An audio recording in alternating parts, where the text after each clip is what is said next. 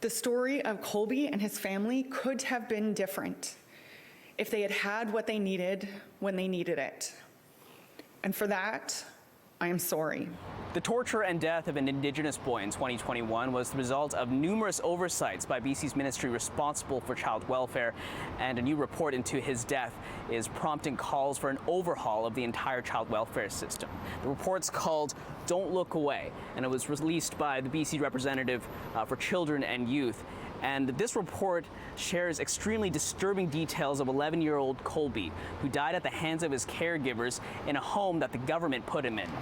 My sincerest condolences to the family and to the nation that suffered the loss. I want to make sure that Victoria, the mother's name, is not forgotten. She is no longer with us, but there is no harder loss than the loss of a child. Trust me, I know.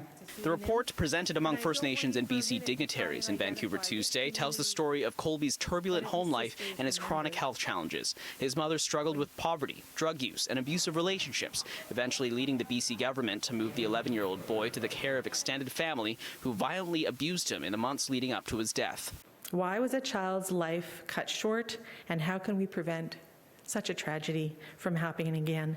But even more, how can we make sure that children don't have to just try and survive our systems, but that they experience the belonging and the opportunity to thrive?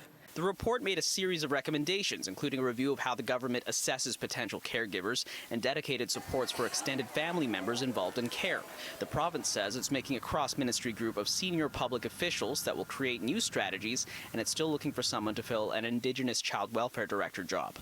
Hiring process is happening, and it's going to be a really important role to support the work in our ministry and in collaboration with Indigenous governing bodies and our ministry and Indigenous child welfare or Indigenous child and family services agencies. Charlesworth says there was no one thing or one person who could be held wholly responsible for Colby's death, but there was a, quote, web of actions and inactions and dozens of missed opportunities across an entire system. In Vancouver, Kier Junos, City News.